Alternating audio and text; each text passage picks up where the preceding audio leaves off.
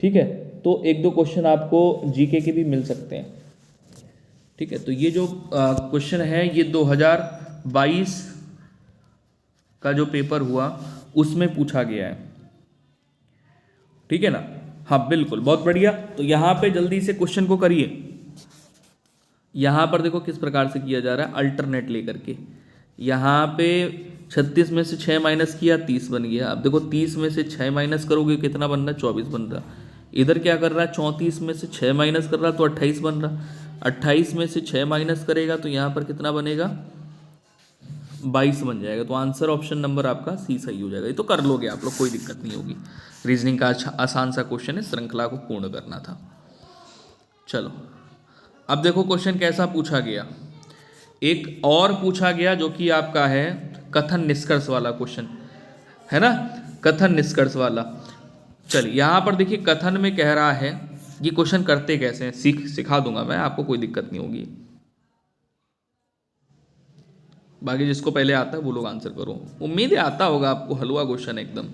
चलो करिए दूसरा नंबर क्वेश्चन आपके स्क्रीन पे, करिए जल्दी से, फिर अपना आंसर मैच करिएगा। इसमें कह रहा है कि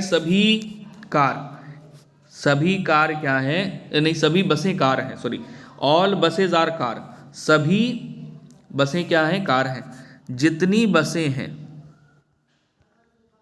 ये सभी बसें क्या हैं, कार हैं। इस प्रकार से वेन आरेख बना लेंगे। कथन निष्कर्ष वाले क्वेश्चन वेन आरेख बना करके करोगे तो मुझे नहीं लगता कि गलती कभी होगी। अच्छा, सभी स्कूटर बस हैं, जितनी स्कूटर है वो बस हैं। अब बात आ गई कि कहता है प्रश्न में कि सभी स्कूटर जो हैं वो क्या हैं, बस हैं। तो स्कूटर भैया इसके अंदर चला गया, किसके, बस के अंदर। तो यहां पर आ गया स्कूटर। अब इसमें कहता है पहले निष्कर्ष में कि कोई स्कूटर बस नहीं है। कैसे कह सकते हो भाई, जब सभी स्कूटर बस है तो कोई स्कूटर बस नहीं है। तो पहला निष्कर्ष तो हो गया गलत कथन के अनुसार। और सभी कार बस हैं, भैया सभी कार, जितनी कार है, कार का देख रहे हो कितना बड़ा सर्किल है, कह रहा सभी कार बस कैसे हो सकती हैं, कुछ कार बस हैं ऐसा बोल सकते हैं, या सभी बसें कार हैं ये बोल सकते हैं। तो दूसरा वाला भी निष्कर्ष यहां पर कथन के अनुसार गलत हो गया। तो यहां पर क्या हो जाएगा कि ना तो पहला और ना ही दूसरा सही है। ठीक है, तो आंसर ऑप्शन नंबर डी यहां पर आप करेक्ट करेंगे, जिनका जिनका डी सही है बिल्कुल करेक्ट आंसर है।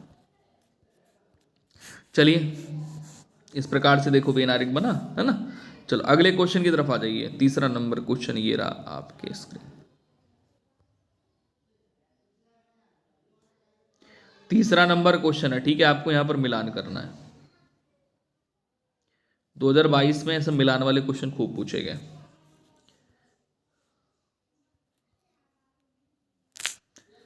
ठीक है, चलो भाई जल्दी से आंसर करो फटाफट से, सभी लोग जल्दी जल्दी से आंसर करेंगे। इसमें देखो मिलान करना है कि ए का, बी का, सी का और डी का किससे मिलान सही होगा। इसमें कह रहा वित्त मंत्री में अतिरिक्त कार्यारोपण किया है। वित्त मंत्री ने अतिरिक्त कार्य, नहीं नहीं सॉरी सॉरी, कुछ गलत बोल रहा हूँ क्या, हाँ एक सेकंड, हाँ, वित्त मंत्री ने अतिरिक्त करारोपण किया है। तो वित्त मंत्री ने अतिरिक्त करारोपण किया है, तो इसके लिए आपका क्या हो जाएगा कि देश का राजकोषीय घाटा कम हुआ। देश का राजकोषीय घाटा कम हुआ। ठीक है, थोड़ा बैकग्राउंड वाइज आ रही है ना एक्चुअल में, तो उसके चक्कर में मेरा माइंड डिस्टर्ब हो रहा है। क्यों नहीं, मैं ये देख रहा हूँ कि भाई ये शांत हो जाएं, क्योंकि एक्चुअल में मैं बाहर रहता हूँ। पहले जहाँ से आपकी क्लासें होती थी तो घर से ही आपका रूम वगैरह बना हुआ था एकदम बिना आवाज़ आए, बढ़िया, मतलब अच्छा खासा। तो वहाँ से आपकी क्लासें संभव हो पाती थी बढ़िया से। अभी क्या है ना, जब से बाहर इधर जॉब के चक्कर से बाहर हो गया तो फिर यहाँ से अब दिक्कत होती है ना आवाज़ में। इस प्रकार से संडे है तो संडे के चक्कर से भाई लोग घर पे रहते हैं, तो फिर अपना धूप में मज़े ले रहे हैं, बातचीतें कर रहे हैं, आपस में लड़ाई झगड़े भी कर रहे हैं, तो इसलिए माइंड डिस्टर्ब हो रहा है, और कुछ नहीं है, है ना। चलो यहाँ पर कह रहा वित्त मंत्री ने अतिरिक्त करारोपण किया है तो देश का राजकोषीय घाटा कम हुआ है। तो ये तो मिलान ए का तीसरे से हो गया। दूसरे में कह रहा है कि ग्रीष्म ऋतु में अनेक लोग शहर से बाहर गए। तो ग्रीष्म ऋतु में पर्यटन को अच्छा राजस्व प्राप्त होता है। ग्रीष्म ऋतु में अनेक लोग शहर से जब बाहर जाएंगे, हैं, जब बाहर जाएंगे तो क्या होगा कि ग्रीष्म ऋतु में पर्यटन को अच्छा राजस्व प्राप्त होगा। ठीक है ना, समझ रहे हैं ना। तो इसका मिलान तो इससे हो गया तीसरे वाले से, दूसरे वाले का मिलान किससे हो गया, चौथे वाले से। आगे अनेक शहरी लोग उदर व्याधि क्या दिया है, अनेक शहरी लोग उदर व्याधियों से पीड़ित हैं। अब यहाँ पर क्या है कि तीसरे वाले का मिलान किससे सही हो सकता है कि झील के तट पर अनेक मृत मछलियां पाई गई, यानी इस चक्कर से बीमारी फैल सकती है। अगर झील का पानी लोग पी रहे हैं, है ना, उसका यूज कर रहे हैं, तो उससे ये सारी चीज़ें संभव है। तो हमने तीसरे वाले का जो मिलान है वो किससे कर लिया, पहले वाले से। और डी वाले में कह रहा है कि निर्धनों के लिए स्कूली शिक्षा को अच्छा राजस्व प्राप्त होता है। निर्धनों के लिए स्कूली शिक्षा को अच्छा राजस्व प्राप्त होता है। तो डी वाला किससे हो जाएगा, निर्धनों की साक्षरता दर में सतत वृद्धि हो रही है। मतलब अब भाई गरीब लोगों के लिए स्कूल की अगर सुविधा मिलेगी तो गरीबों में जो साक्षरता वृद्धि है वो बढ़ जाएगी। तो इस प्रकार से आपका जो मिलान हुआ वो क्या हो गया, पहले तो तीसरे से मिलान हुआ, उसके बाद में बी का चौथे से मिलान हो गया, ठीक है, फिर सी का जो मिलान हुआ वो पहले से हो गया और डी का मिलान दूसरे से हो गया। तो आप क्या करोगे, 3 4 1 2, 3 4 1 2 कहाँ दिया है भाई, देखो मिलान करो अपना, 3 4 1 2 ऑप्शन नंबर डी में। ठीक है, चलो अगले क्वेश्चन की तरफ आ जाओ। चौथा नंबर क्वेश्चन कुछ इसी प्रकार से ही है। सूची पहले से सूची दूसरी का मिलान करना है। बहुत बढ़िया, सब बस फटाफट से करेंगे जल्दी से, है ना। चलो देखो मिलान यहां पर जब करोगे तो पहले वाले में क्या दिया गया है, इसमें है ऑर्गेनाइजेशन ऑफ अरब पेट्रोलियम एक्सॉर्टिंग केस्ट्रीज, ठीक है, केट्रीज। तो ऑर्गेनाइजेशन ऑफ अरब पेट्रोलियम एक्सॉर्टिंग, एक सेकेंड, हाँ, केट्रीज, इसका मिलान किससे होना चाहिए, इसका मिलान हो जाएगा कुवैत से। ठीक है, ग्रुप ऑफ 7G7, इसका मिलान किससे करेंगे, इटली से। गल्फ कोऑपरेशन काउंसिल, ये किससे संबंधित हो जाएगा, सऊदी अरब से। और वर्ल्ड ट्रेड ऑर्गेनाइजेशन, ये किससे संबंधित हो जाएगा, स्विट्जरलैंड से। तो यहां पर मिलान किस प्रकार से किया, 3 4 2 1, 3 4 2 1 कहाँ दिया है भाई, 3 4 2 1 ऑप्शन नंबर पहले ही सही है। चलो अगला क्वेश्चन रीजनिंग का है।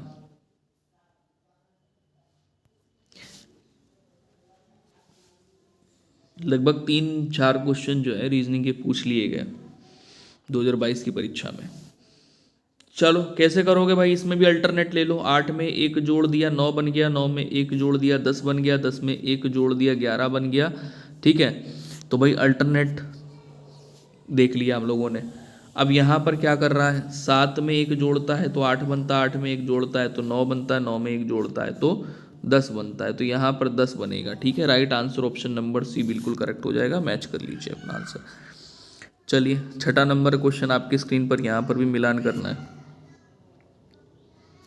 ठीक है, मिलान करके नीचे सही विकल्प का चयन करना है। तो ये आपका देखिएगा, दिए गए विकल्पों में से सही उत्तर का चयन करना है। कंप्यूटर का क्वेश्चन दिया गया है, इसमें कह रहा है सिलेक्ट ऑल। अब सेलेक्ट ऑल आप कैसे करते हो कंप्यूटर में? कंप्यूटर पढ़ा है तो अच्छी बात, नहीं पढ़ा है तो आप थोड़ा सा पढ़ लेना कंप्यूटर, बेसिक नॉलेज आपको होनी चाहिए। ठीक है, जैसे आपको शॉर्टकट कीज आनी चाहिए, इंटरनेट पढ़ लेना अच्छे से, ठीक है, MS वर्ड पढ़ लेना अच्छे से, जो बेसिक नॉलेज है वो आपको आनी चाहिए। सॉफ्टवेयर हो गया, ऑपरेटिंग सिस्टम हो गया, सब आपको पढ़ लेने। तो सेलेक्ट ऑल, Ctrl+A। प्रिंट किससे करते हैं? लेकिन यहाँ पर Ctrl+P तो करना नहीं है, क्योंकि यहाँ पर प्रिंट स्क्रीन कह रहा है। तो ऑप्शन नंबर आपका ये चौथा सही हो जाएगा, PRT स्क्रीन जो दिया गया है।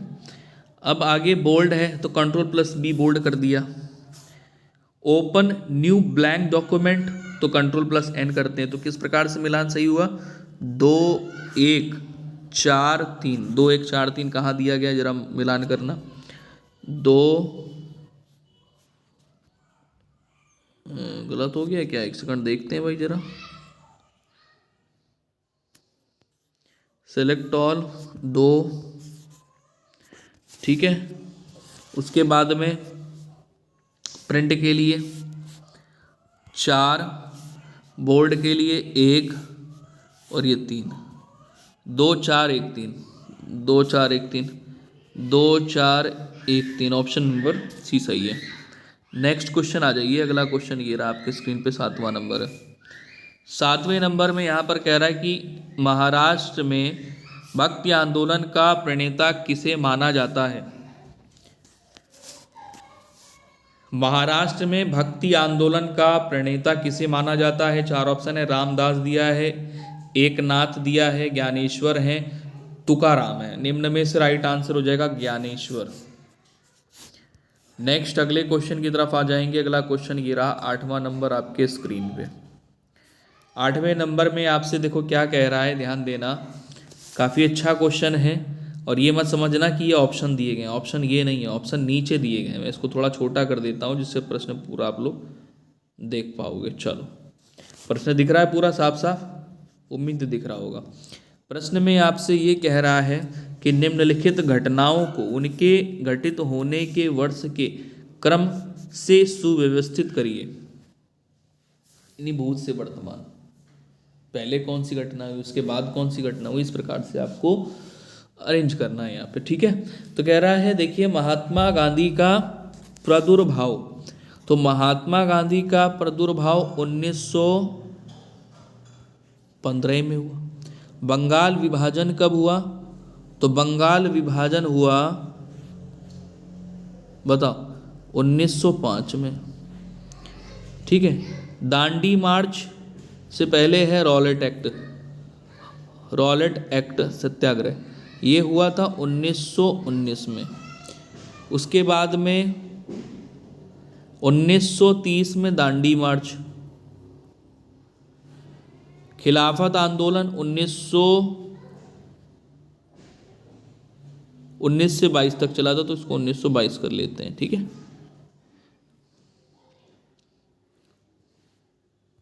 अब सही क्रम क्या है देखो,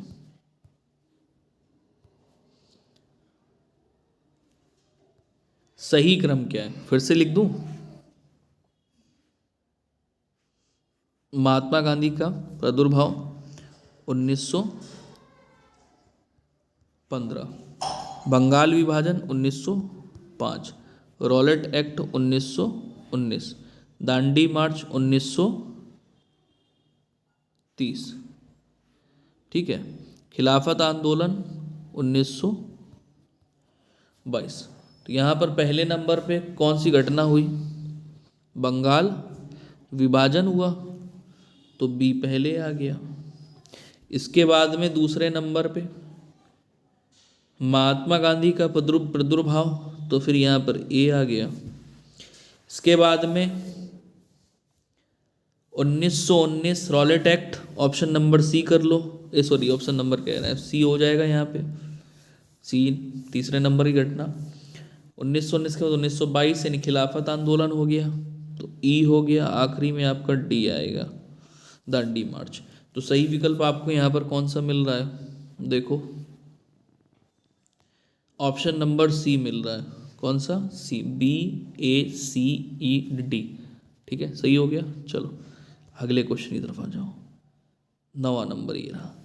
इसमें कह रहा कि भारत के संविधान की इस विशेषता के कारण कोई व्यक्ति स्वतंत्रता पूर्वक अपने धार्मिक शिववासों और परंपराओं का पालन कर सकता है।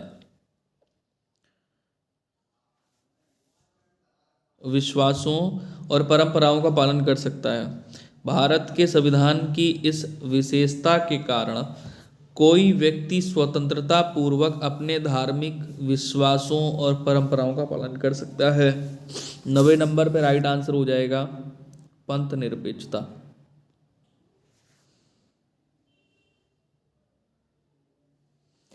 के कारण कोई भी व्यक्ति स्वतंत्रता पूर्वक अपने धार्मिक विश्वासों और परंपराओं का पालन क्या कर सकता है? कर सकता है। ठीक है, चलो अगले क्वेश्चन की तरफ आ जाओ। अगला क्वेश्चन आपका यहां पर क्या है?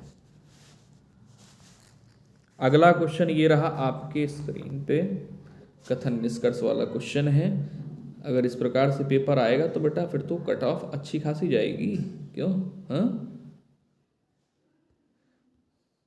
चलो 10वां नंबर क्वेश्चन है, कथन निष्कर्ष वाला क्वेश्चन एक और आ गया आपके स्क्रीन पे। चौथा क्वेश्चन है ये रीजनिंग का। तो कह रहा कुछ कैमरा रेडियो है, तो कुछ कैमरा रेडियो है ना, तो इस प्रकार से कुछ वाला वेन आरेख इस प्रकार से बनता है। एक हो गया कैमरा, एक हो गया रेडियो। दूसरे में कहता है कुछ मूर्तियां कैमरा है। अब कुछ मूर्तियां कैमरा हो गई यहां पर। ठीक है, इस प्रकार से अरेंज कर लिया। देखो समझना बात को। कहता है कुछ रेडियो मूर्तियां हैं। अब रेडियो का मूर्तियां से क्या कोई कनेक्शन दिख रहा है? नहीं दिख रहा ना, तो पहला तो गलत हो गया। दूसरे में कहता है कि कोई रेडियो मूर्ति नहीं है। क्या कह रहा? कोई रेडियो मूर्ति नहीं है। ये रेडियो है और ये मूर्ति है। कोई रेडियो मूर्ति नहीं है। अब यहां पर क्या करोगे भाई? कोई कनेक्शन है इसकी बात? हाँ बिल्कुल, कुछ रेडियो मूर्ति हैं, कोई रेडियो मूर्ति नहीं है।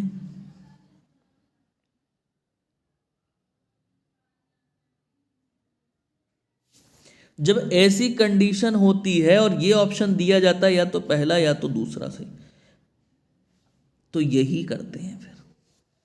ठीक है, समझ गए ना बात को? या तो ऑप्शन दिया जाता कि दोनों में से कोई एक, या तो ये संभावित है ना। चल नेक्स्ट अगले क्वेश्चन पे आ जाओ। 11वें नंबर पे। 11वें नंबर पे देखो क्या कह रहा है प्रश्न में, ध्यान देना। हो सकता है आंसर आप लोगों ने देख लिया हो, लेकिन फिर भी कोशिश करो आप फिर से आंसर दो। राज्य और व्यक्तियों अथवा व्यक्ति समूहों द्वारा प्रचलित और उनके स्वामित्व वाले उद्योग प्रकार की पहचान करिए। यानी निजी क्षेत्र उद्योग, सहकारी क्षेत्र उद्योग, संयुक्त क्षेत्र उद्योग, सार्वजनिक क्षेत्र उद्योग।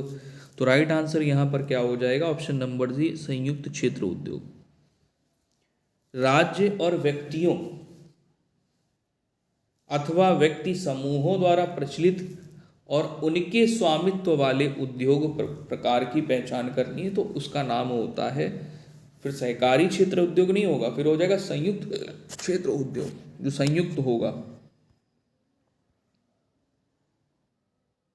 देखो यहां पर दिया गया भाई, संयुक्त क्षेत्र उद्योग एक ऐसा उद्योग होता है जिसका स्वामित्व और संचालन राज्य और व्यक्तियों द्वारा, व्यक्तियों के समूहों दोनों के पास होता है। निजी क्षेत्र उद्योग का स्वामित्व और संचालन व्यक्ति या व्यक्तियों के समूह द्वारा होता है। ठीक है ना, समझ गए?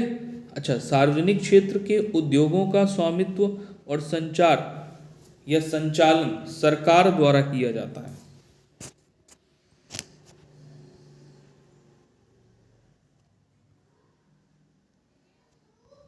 चलिए अगला क्वेश्चन ये रहा, यहां पर आपको मिलान करना है। मिलान करना है यहाँ पे। पहले वाले में कह रहा है कि भूमि के वर्ण का निर्धारण करता है कौन? समय करता है या उच्चावच दिया है या प्राथमिक चट्टान दिया है, जीव जंतु पौधे और सूक्ष्म जीव। भूमि के वर्ण का निर्धारण करता है। भूमि के वर्ण का निर्धारण कौन करता है? तो प्राथमिक चट्टान। मिट्टी सृजन की दर को प्रभावित करता है कौन? मिट्टी सृजन की दर को प्रभावित करता है जीव जंतु पौधे और सूक्ष्म जीव। भूमि प्रोफाइल की मोटाई का निर्धारण कौन करता है? ये करता है समय। की भूमि प्रोफाइल की मोटाई का निर्धारण समय करता है। ऊंचाई और ढलान उच्चावच द्वारा होता है। तो इस प्रकार से मिलान हो गया, जिसमें आपने सही विकल्प चुना वो है 3 4 1 2। तो देखो भाई 3 4 1 2 कहाँ दिया है? 3 4 1 2 ऑप्शन नंबर आपका बी सही है। नेक्स्ट क्वेश्चन आ जाइए।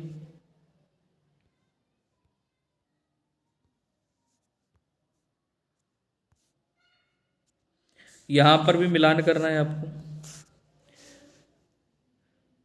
विलियम जोन्स किससे संबंधित है? अंग्रेजी शिक्षा का संवर्धन किया इन्होंने, या प्राचीन संस्कृतियों के लिए आदर, प्राकृतिक परिवेश में सीखना, अंग्रेजी शिक्षा की आलोचना। विलियम्स जोन्स किससे संबंधित हो जाएंगे? विलियम जोन्स हो जाएंगे प्राकृतिक संस्कृतियों के लिए आदर, इससे संबंधित हो जाएंगे। रविन्द्रनाथ टैगोर प्राकृतिक परिवेश से सीखना, ठीक है, इससे संबंधित हो गए। थॉमस मैकाले किससे संबंधित है? अंग्रेजी शिक्षा का संवर्धन। और महात्मा गांधी अंग्रेजी शिक्षा की आलोचना। तो मिलान किस प्रकार हुआ देखो, 2 3 1 4, 2 3 1 4 ऑप्शन नंबर बी सही है।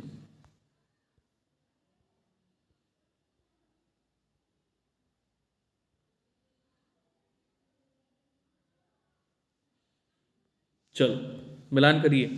सूची प्रथम के सूची द्वितीय से मिलान कीजिए। नेताजी सुभाष चंद्र बोस हवाई अड्डा कहाँ है? ये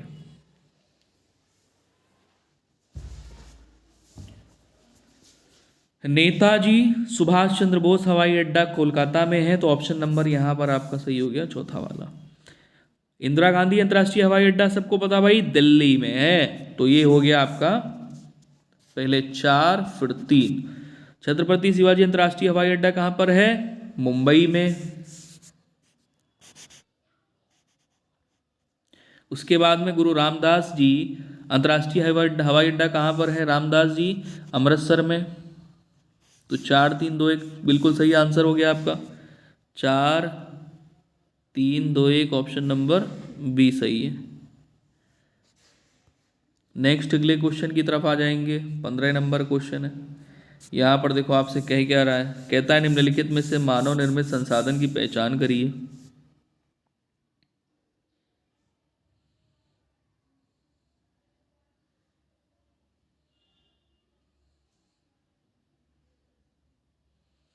मानव निर्मित क्या है? सड़क मानव निर्मित है, मशीनरी मानव निर्मित है, मैनमेड जिसको बोलते हैं, मैनमेड, ह्यूमन मेड।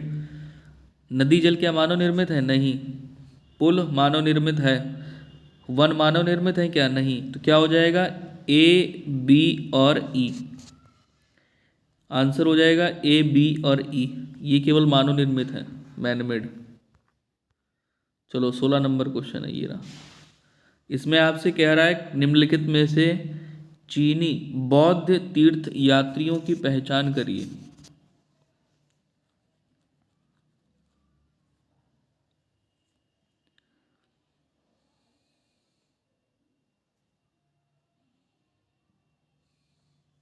देखिएगा, फाहियान सुना होगा आपने, हैं, जो कि एक चीनी यात्री है। ह्वेनसांग चीनी यात्री है। और आई किंग ये भी एक चीनी यात्री। तो बी सी डी।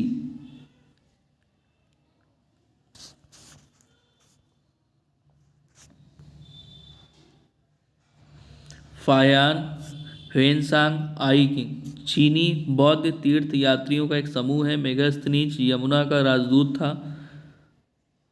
ठीक है, सॉरी यमुना कह रहे हैं, यूनान का, सॉरी।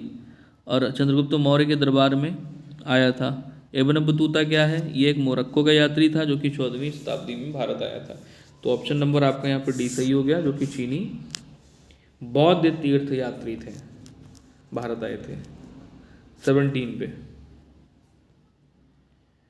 17 पे यहाँ पर आपसे देखिए साइंस का क्वेश्चन पूछा गया, फोर्स। निम्नलिखित में से कौन सा कथन बल के अनुप्रयोग की व्याख्या करता है? तो भाई बल किसी वस्तु के आकार में परिवर्तन ला सकता है। क्यों भाई?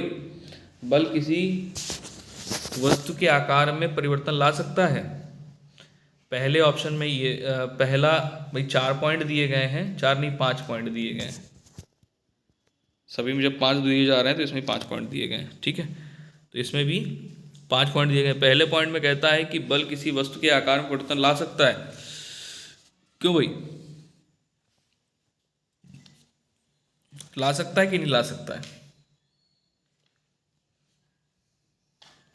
बिल्कुल ला सकता है, क्यों नहीं ला सकता है? बल लगाओ किसी वस्तु में, परिवर्तन उसकी स्थिति में आ जाएगा, आकार में आ जाएगा। अच्छा, बल के कारण किसी वस्तु में संचलन हो सकता है? बिल्कुल हो सकता है, बल लगा करके किसी वस्तु को संचालित कर सकते हैं। आगे कह रहा है कि बल किसी वस्तु की गति की दिशा में परिवर्तन नहीं कर सकता। नहीं कर सकता, गलत, कर सकता है, तो ये तो गलत हो गया। बल किसी वस्तु की चाल में परिवर्तन ला सकता है? बिल्कुल ला सकता है। बल धकेलना अथवा खींचना कर सकता है? बिल्कुल कर सकता है। तो सी को छोड़ करके ए, बी, डी, ई, ये चारों पॉइंट बल को परिभाषित करते हैं। ऑप्शन नंबर डी आपका बिल्कुल करेक्ट हो जाएगा। चलो यहाँ पर आ जाओ 18 नंबर क्वेश्चन में। आरबीआई का औपचारिक उद्घाटन किस वर्ष हुआ था?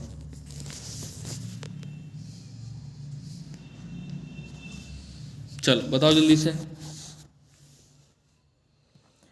यानी आरबीआई की, अभी मैंने क्वेश्चन कराया हुआ था कि आरबीआई का, ये क्वेश्चन रिपीट हुआ है आरबीआई वाला क्वेश्चन करवाया था अभी। तो क्वेश्चन कहीं ना कहीं से देखिए आपके रिपीट होंगे। आरबीआई की स्थापना कब हुई थी, किस वर्ष हुई थी? तो 1935 में। ध्यान रखिएगा। अगला क्वेश्चन ये रहा आपके स्क्रीन पे।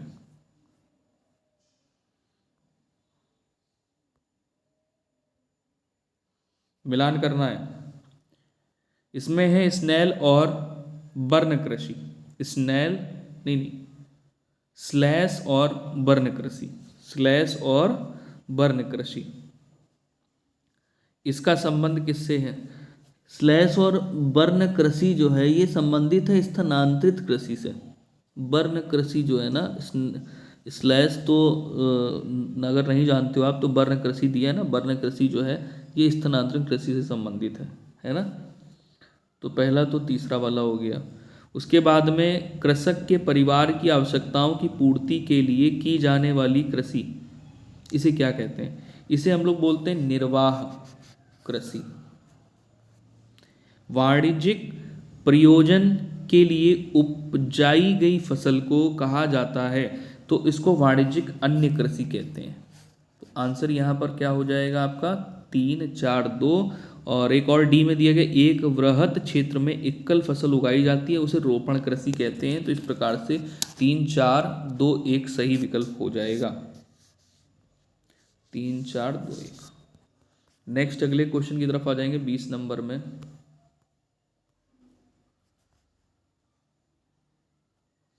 यहां पर भी मिलान करना है आपको। वह स्थान जहां देवता की मूर्ति स्थापित की जाती है उसको क्या कहते हैं? उसको क्या कहते हैं? उसको कहते हैं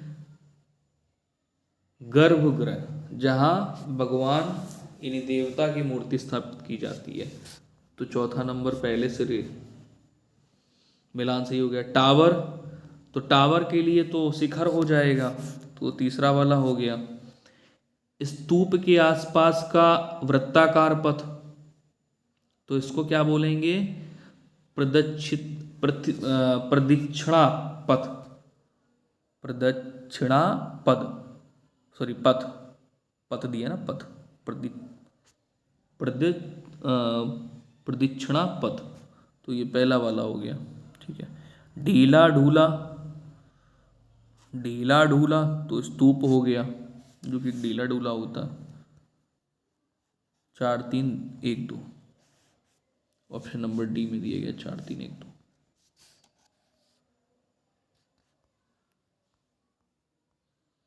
21 नंबर पे आ जाएंगे, यहाँ पर भी मिलान करना है आपको। इसमें है पहले वाले में ए में दिया गया है MNC सस्ती दरों पर खरीदते हैं। क्या खरीदते हैं भाई? टाटा मोटर्स, इन्फोसिस, रैनबैक्सी ऑटोमोबाइल्स, वस्त्र, स्थानीय उत्पाद, कॉल सेंटर। तो यहाँ राइट आंसर हो जाएगा MNC। MNC सस्ती दरों पर खरीदते हैं क्या? तीसरा नंबर से होगा वस्त्र, स्थानीय उत्पाद। इसके बाद है सेवाओं के उत्पादन प्रसार में IT से सहायता, न सेवाओं के उत्पादन, दूसरे वाले में आ जाएंगे, उत्पादन प्रसार में IT ने सहायता की, तो किसकी? कॉल सेंटरों की। IT संबंधित है कॉल सेंटर से। भारतीय कंपनियां टाटा मोटर्स, इन्फोसिस, रैनबैक्सी, ये इससे संबंधित हो गया, तो पहला वाला हो जाएगा तीसरे से संबंधित, है ना। उत्पादन हेतु भारत में स्थापित होने वाली MNC है, तो ऑटोमोबाइल। 3 4 1 2, 3 4 1 2, ऑप्शन नंबर आपका सी सही है। मतलब एक भी आपका सही हो गया तो 1 2 आपको पता चल गए सही मिलान में, तो फिर हो गया मिलान, चारों सही हो गए फिर आपके। 22 नंबर पर कह रहा है कि दो राष्ट्रों के बीच के व्यापार को क्या कहते हैं? दो राष्ट्रों के बीच के व्यापार को क्या कहा जाता है? इसे कहते हैं अंतर्राष्ट्रीय व्यापार। ठीक है, इंटरनेशनल ट्रेड। अगला क्वेश्चन 23 नंबर आपके स्क्रीन पे।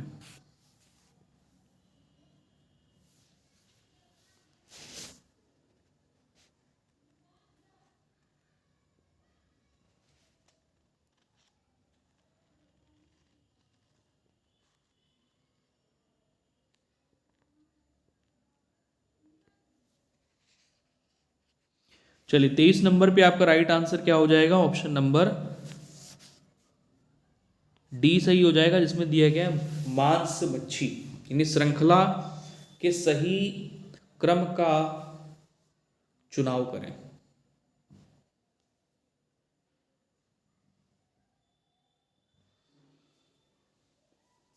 अच्छा, तो श्रृंखला तो पूरी दिख ही नहीं रही यहाँ पे। हाँ, आप करिए आप लोग।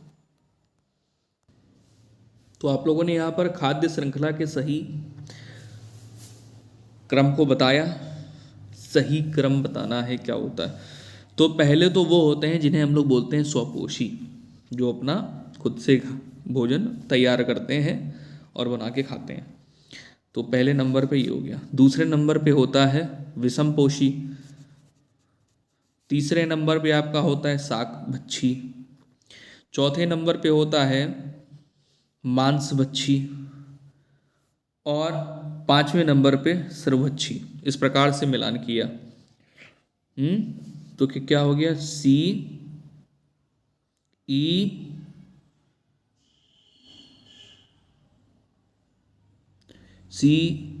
ई फिर बी, फिर आपका डी और ए। तो देखो भाई कहाँ पर दिया है आपका ये सी ई, तो यहीं पर दिया है सिर्फ CEBDA। हाँ, यही सही हो जाएगा, डी। ठीक है ना। चलिए 24 नंबर क्वेश्चन, एक और क्वेश्चन आपका आ गया रीजनिंग का, यानी 5 क्वेश्चन हो गए। तो बहुत बढ़िया है आपके लिए। जीके कम हो रही है, रीजनिंग के क्वेश्चन आ रहे हैं। चलो करो भाई। तो कैसे करोगे? 1 में 2 से गुणा करोगे 2 बनेगा, 2 में 3 से गुणा करोगे 6 बन जाएगा, 6 में 4 से गुणा करोगे 24 बन गया, 24 में 5 से गुणा करोगे 120, 120 में 6 से गुणा कर दोगे कितना हो जाएगा? 12×6 72, यानी 720 ऑप्शन नंबर आपका राइट हो गया बी। चलो अगला क्वेश्चन ये रहा आपके स्क्रीन पे।